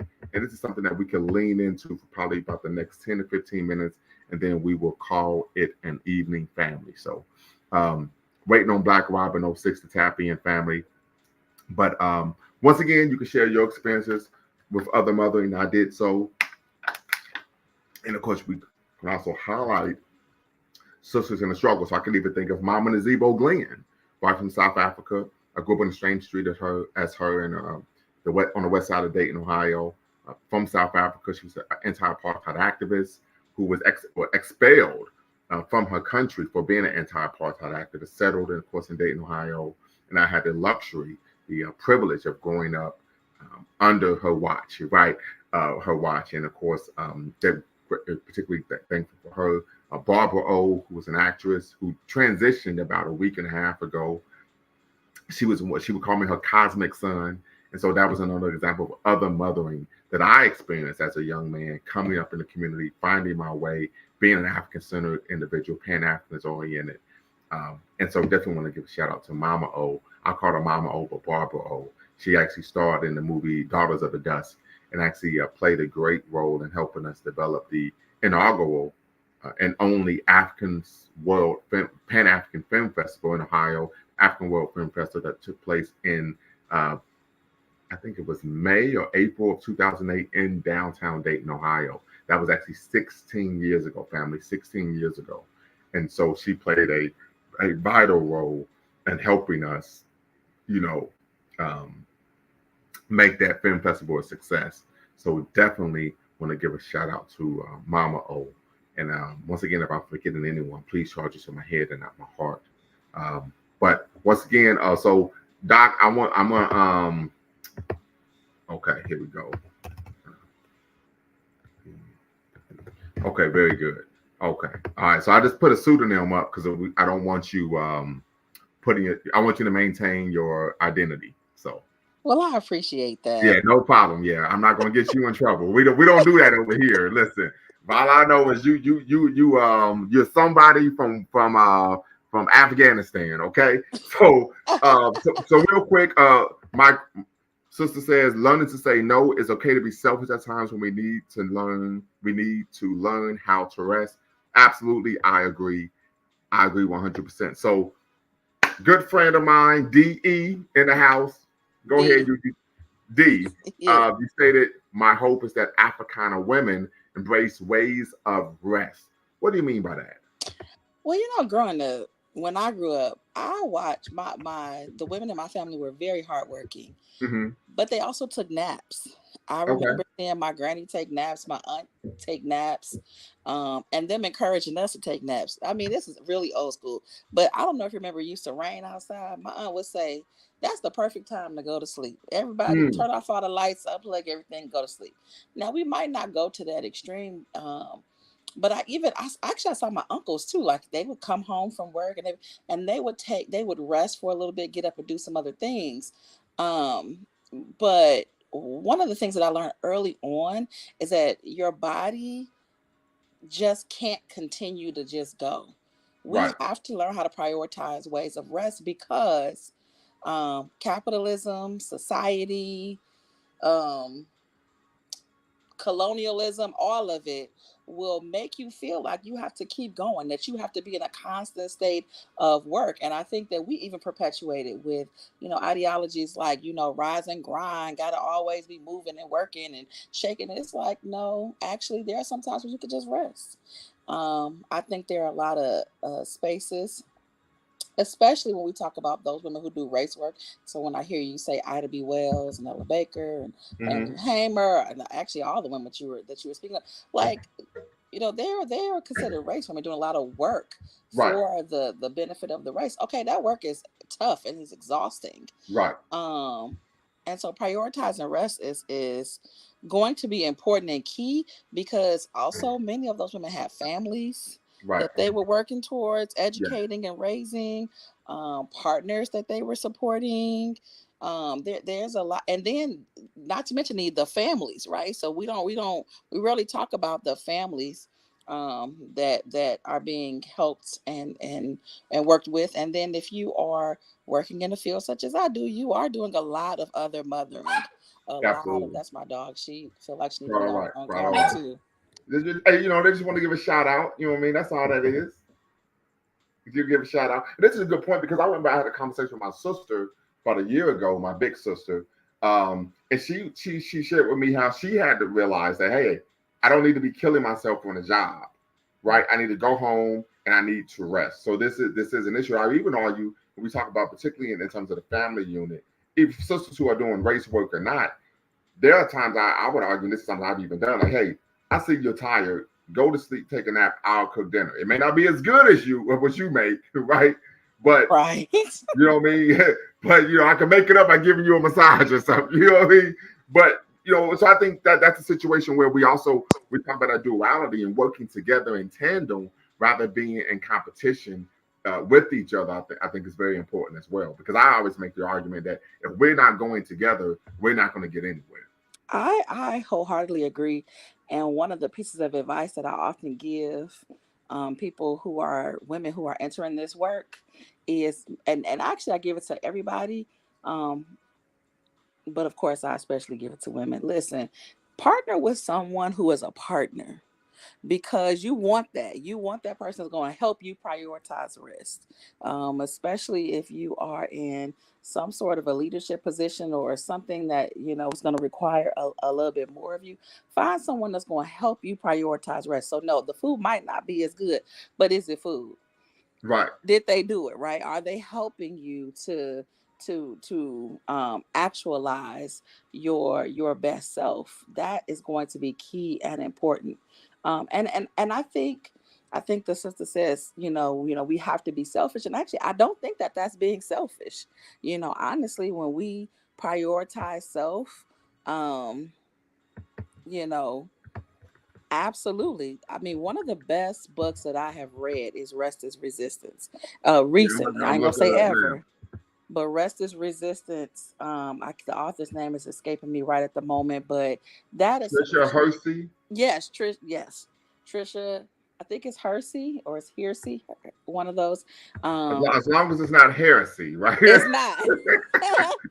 Right. It's a Oh great. my, It's little not only a doctoral healthy humor there, book, right? But but we're there's also cornballs, right? cards. You can grab some. She has some cards, and you can pull a card, and it has like a thought about how you can find rest for yourself in that day. I'm a huge proponent of that book. I think she got another book coming out. At the end of the year. I've even toyed with the idea because I don't know, and maybe I had a different upbringing, but as a kid, we were in like preschool and kindergarten, we had nap time. Yeah, no, You I know, had nap time in preschool and kindergarten. I and did. I thought about doing that for like in a college student setting, because at the end of the day, like I have students that like sleep all over my space and that type of thing. Mhm. And I'm like, what if we like made it a way for them to like have just a couple of times where they could just bring their sleeping bag in or whatever, what have you, and they can come in and just take a nap and Yeah. learn how to regenerate the body. Sleep has amazing impacts on the body. I mean, Yes, yes. I know you real healthy. Yeah, So I yeah. can recall even when I was in the military. One of the things that the joke was when you are a soldier, you learn how to sleep anywhere.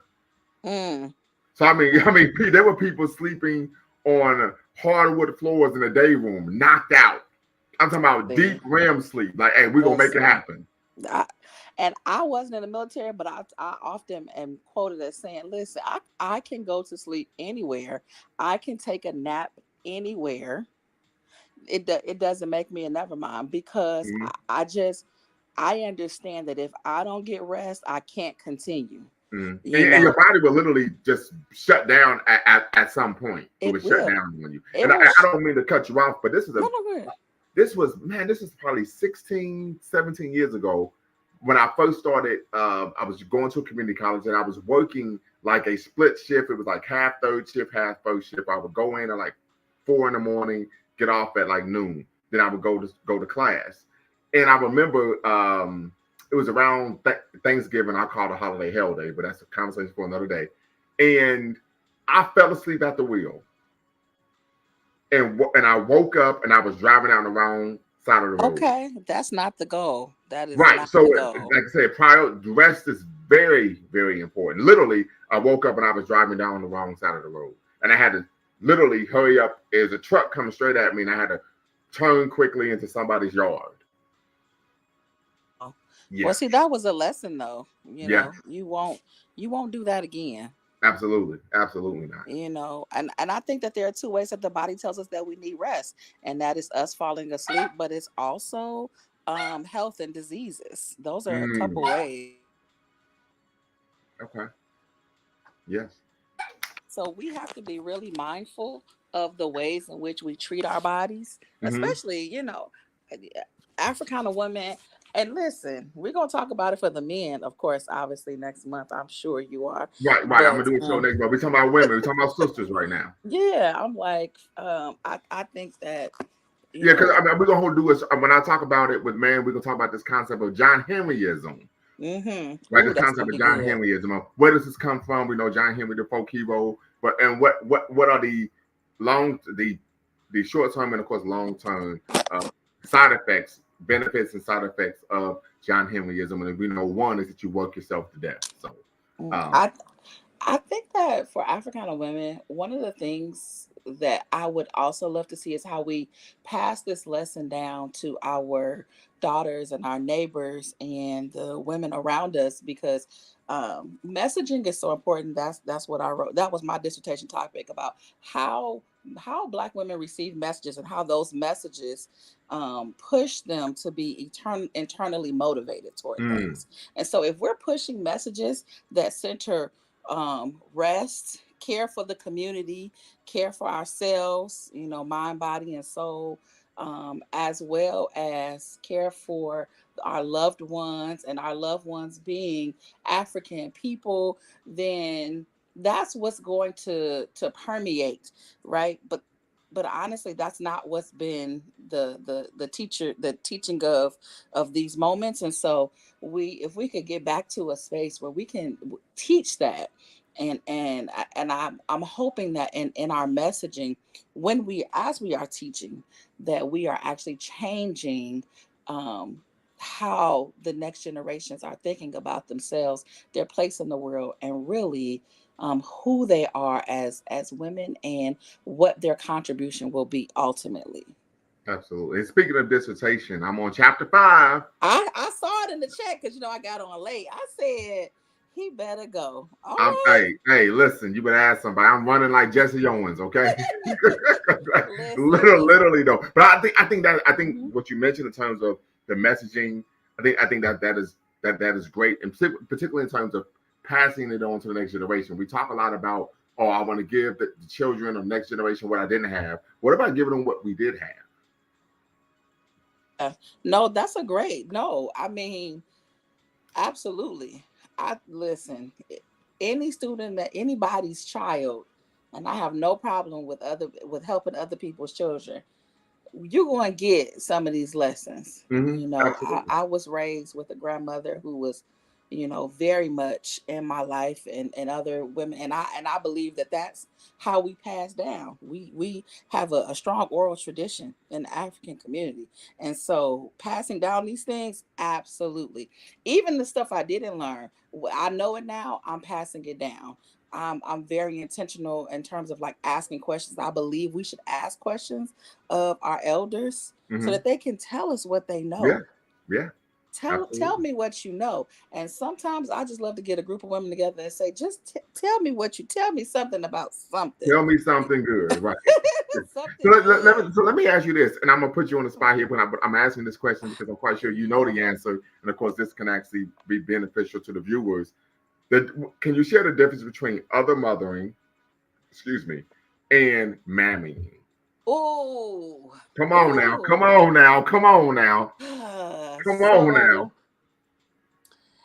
now I'm gonna tell you that I think that there's a great debate in what the difference is. And so in some circles you will have people that really say that it is one and the same. Mm, Now I will argue that there are some differences. Because if we think about, the history of African people, we've always been other mother. Because if mm, we believe in a village mentality, like is your child, but it is to be raised by the community raises this person, and it's not just you. And so if we take that perspective, And then if I could just interject very yeah, come quickly, on. because I just want to know that let the audience know what D Nice is saying is not hyperbole. If you go read the Constitution of the Malayan Empire, it mentions that in there about this concept of the community raising children, Mhm. right? And we know this is actually seen as a charter for human rights, right? Not only in terms of how a nation state treats its citizens, but also in terms of warfare that predates, human rights charters in what medieval Europe. So when people try to look to the West as the paragon or the leader in terms of concepts and ideas of human rights, no, no, no, no, no. As Destiny Child would say, no, no, no, no, no. Right? Because we can keep it right. We can keep it right here at home. That would be an example of having the African centered perspective. But in order to do that, we have to also know our history. So without further ado, please go right ahead. Listen, you better. Other this idea of other mothering is when it's a practice of really taking a child and helping them. And Mm-hmm. child is, I will say, loosely defined, right? Because it is um being that support system, that surrogate, that additional person. It is helping people helping carry someone through a journey, right? And so that is not exclusive to childhood, but young adulthood and adulthood. You know, I think the difference though between other mothering and mammies is the exploitation piece. We have to talk about how we look at exploiting this. And I will go so far as to say is who you are other mothering. I feel like in the community is other mothering. Out of the community, Mm-hmm. that's where you go into that territory, I believe, of mammying, right? And we know this, right? So we know this from times of slavery when Black women were raising white children and Right. children from other, yeah, that mammying. Yeah. And really the idea of a mammy is a exploitative caricature of Black women.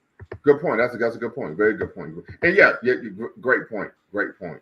Did I answer your question? Yes. Yeah, and I think this is important. We even find this in the industry that we work in. We won't name the industry. Yes, But yes, yes. where this is concept, and even oftentimes there's a cultural expectation that black women engage in mamming, right? Correct. Coddle and care for the Correct. emotions of non-Africana women. Yes. Right? And when you Which don't is do that, you're looked at as uh right. So something, of course, to be considered of when we talk about the difference between other mothering and mamming. I'm actually going to do a show on other ooh. mothering versus mamming. I've done a show on Africana womanism versus feminist thought.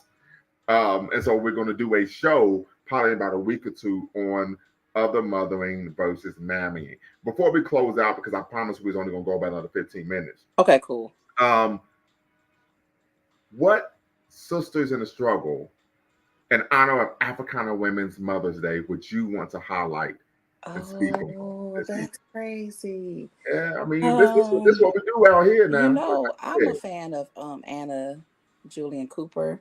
Anna Julia Cooper. Okay. Yeah, Yeah, once again, I have a picture of her on my wall, and I didn't mention her. Lord have mercy. Woo. Anna Julian Yes. Cooper. Anna J. Yeah, Cooper, voice from the South. Let's get it.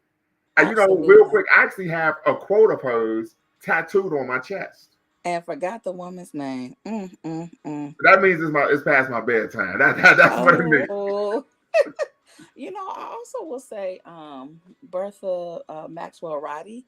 I Okay. don't know if you've heard of her or know who she is. No, I But haven't. when we talk about NCBS, the National Council for Black Studies, one of Hmm. the organizers of that organization way back to say, hey, we need to solidify this field and we need to do it in a way that shows our academic underpinnings. Hmm. And so she just recently passed away. So she's another one that I'm like, But I will have to say also my grandmother, Okay. she lived to be 101 years old. And so Ooh. through her, I saw so many things and learned so many things. I did a lifespan interview, and I suggest all people, if you have an elder, do a lifespan interview and ask them about their life so that you can get the lessons before they're not here to give them. Right. Um, yeah. Very good. Very good. Okay, Very cool. good. Thank you Shout for out having to me. And me. I gotta. I'm gonna have to do like 1,000 push-ups tomorrow. I can't believe I forgot Anna Julia Cooper of all people. And I got a book sitting right over here. Got the tattoo on my chest, and I Oh, picture sitting right. I'm sorry. I'm looking at the picture. I'm sorry. I'm sorry. wow. Well, let me give you one more resource because, especially as you go into that discussion about other mothering and mammies, but the characterizations, the different stereotypes, the Sisters Are All Right by Tamara Winfrey Harris. You said sisters are all right. The Sisters Are All Right. She wrote and I think she has two books and one more coming out, but the first two are all about the stereotypes, and it talks in depth about that mammy stereotype. So Right. The worth sisters are all right. conversation. Changing the broken narrative of black women in America. That's right. Ooh, look at me. I, Yes. I ain't gonna say, but she based in Indiana. I'm not gonna say it, but I'm gonna say it. She's Okay, a yeah, bad sister. I So ain't mad at it. Cause I'm big on that. You know, part of it because I have a daughter, right? So I'm like, we cannot allow these type of narratives to, take precedent. Of course, in our community. Let me see what Mr. Sandman has to say. Women usually have higher emotional intelligence than men. Emotional intelligence is critical for leadership roles. That's what makes mothering so vital. Is a kid's upbringing. Yeah, I don't know if women have a higher emotional intelligence than men. I don't I know was what about to say I don't know about that. to say. I recently had a conversation with a philosophy doctoral student. Mm, go right ahead. Oh yeah, that's right. And You muted just because of the dog. Okay. because she was out here acting, she's needing some other mothering. And in that conversation, one of the things that he said, I'm going to circle back and have a deeper conversation with him about it, was that, you know, actually men have high amounts of emotional intelligence. You know, I think his stance was that we have to look at the positioning that society has really tried to take that away and reposition that or redefine it. And the truth of the matter is that I think that both have a level of emotional intelligence that they need to be the leaders that they need to be, Right. if that makes sense. Absolutely. Hmm. Absolutely. So if you look at one Fannie Lou Hamer, right, and you juxtapose that to what Kwame Ture, also known as Stokely Carmichael, right, neither one of them would have been able to accomplish what they did if they didn't have a level of emotional intelligence. No, I definitely agree. I don't believe that you're able to navigate race work without emotional Right. intelligence. Absolutely. Yeah. Yeah. You won't be able to. You won't be able to. Yeah. I agree. I would agree 100%. 100%. 100%. I might have to do a show on what is a race man and what is a race man and a race woman, right? Because I know for a lot of people they kind of get those things misconstrued. But definitely appreciate you tapping in, fam. Tapping in, D nice. Until next time, family, y'all know what to do. Signing off here from Lumumba Speaks. Make sure you always bet on black. Peace. And I appreciate